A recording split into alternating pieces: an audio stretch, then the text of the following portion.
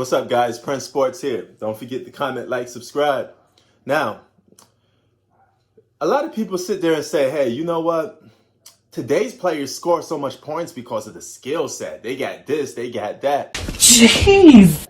But realistically, it's not their skill set that's making them score a lot of points. It's the systems that they're playing in and the limitations that's on defense, the ability to have more spacing. And the game is played more faster for the simple fact the rules allow it to be played like that. Okay? Back in the day, okay, when you played basketball, guys had positions, okay? If you were a center, you did things what a center was supposed to do in the job description, okay? Limitations. If you was a scorer, you was a scorer. You were a rebounder, you're a rebounder. A defensive player, a defensive player. Everybody had their assignment, okay? Basketball was played like that for decades, okay? Until something happened. Anonymity happened. One player stood out so much that he changed the face completely of basketball. And it really changed with this one player and the one team that he was on that changed it, the face of basketball forever. You know, he was like the one kid that can't take the red pill or the blue pill. He didn't fit nowhere. He was the anonymity. And you know who that player was? That player was Steph Curry.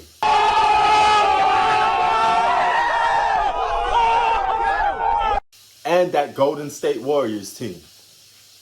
When you see a guy 6'2" boogieing on people, shooting threes from half court, playing the game in a way that nobody has never seen before because he dove the rule book out the window, and they started doing something like playing positionless basketball. Okay? Jump shooting teams can't win championships. Golden State Warriors changed that narrative. Okay? Much like Michael Jordan changed the narrative of basketball for scoring two guards and perimeter players when the game was dominated by bigs a lot, Jordan was the guy that stood in the face of it and said, I'm going to change the way basketball is played. That gave birth to the Kobe Bryants, T-Max, all these other players that you see. They started from Michael Jordan.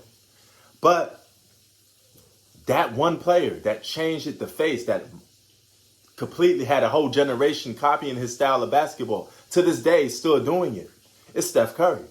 Not LeBron James, not Kevin Durant. None of these guys have changed the face of basketball the way Steph Curry has changed it. Okay? And defense itself has not caught up with the offensive layout that basketball is up to. Now, casuals like to sit there and say, whoa, it's because we're faster or what is. No, it's not. You know, we got good skill. No. It's the limitless opportunity you have to score. It started in 2005, but 2015 really opened up the floodgates even more because defense became handicapped to a point where there's not much defense you could do to stop somebody. Nigga! Help me! Because the game is so spread out. Guys shoot twice as much threes. Shooting a three ball is like shooting a perimeter jump shot now, to a point that everybody's doing it. Who started that? Who kicked that off to a point that it became the trademark of a basketball game? Steph Curry and the Golden State Warriors. Playing small ball. You had games with Draymond Green guarding bigs. Okay? Positionless basketball. Golden State Warriors. Steph Curry. Okay, nowadays you see basketball players bringing the ball up to the court. They're best players. Joel Embiid, best player. Giannis Antetokounmpo, not even the point guard. Why is he bringing the ball up? You know why he's bringing the ball up? Because the best players are so ball dominant in today's league that they hold on to the ball for a lot of the plays, even bringing the ball up to the court. Okay? Defense has been handicapped so much that you could chase a guy around so much to a point that you can't really stop him because all you could do is chase him around. You can't touch him. You can't even put a hand in his face too much because you do this, it could equal to a foul.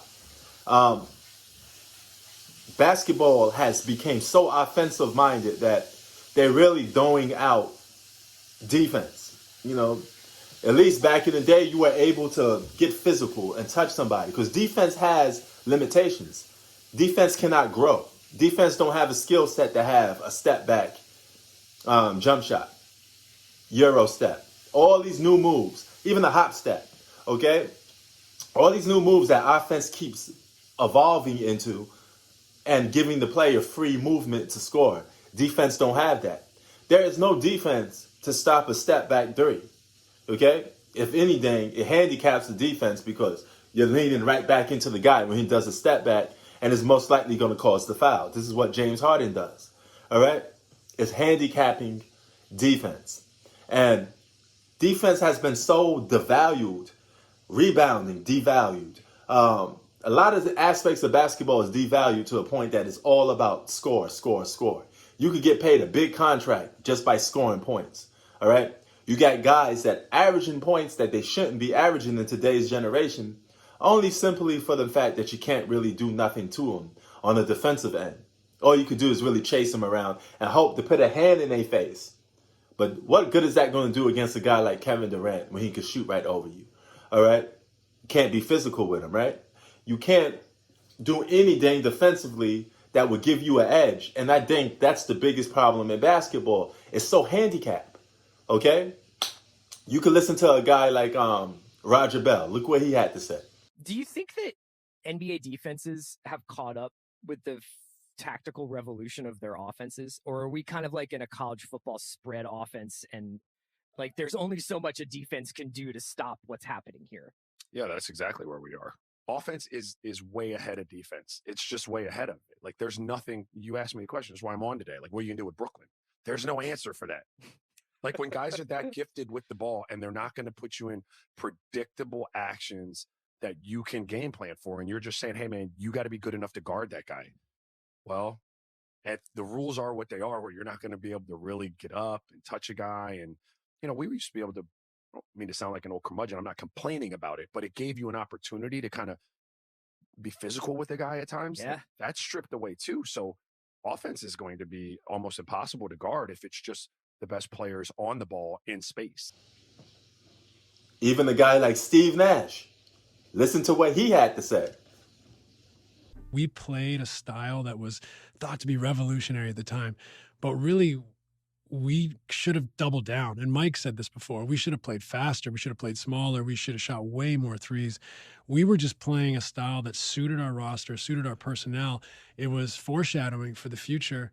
You know, the way I would have played today would be so different from the way I played. I grew up playing the game where people told you as a point guard, go 5 for 7, 7 for 10, Right. and get all your teammates involved, loving the game, feeling empowered. That's the way I approached the game. So I got more aggressive in the fourth quarter because I'm trying to win the game, but I didn't come out like guns blazing, try to, get 20 in the first half because I didn't think that would do my team any favors. Now we know numerically, it just makes way too much sense. And I think there's a balance.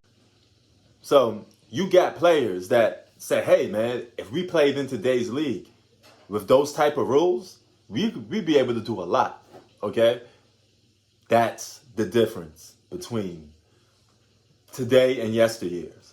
But I got a feeling, I hope one day there could be another Anonymous, a guy that comes in and balances the NBA to a point where it's 50% defense, 50% offense. Because right now it's about 90% offense and only 10% defense. And defense is all about energy, effort. Okay? There's no way to develop defense that could stop certain moves when you allow a lot of these offensive moves to exist. You know, you got guys throwing the ball off the backboard, catching it. You know, you got guys damn near traveling sometimes and don't get called for it. You're allowed to take more steps now. It's really handicapping the defense. And that's why guys score a lot of points in today's efforts. Not because of the skill. It's because of the rules. But you know how they say. Prince Sports out. Peace.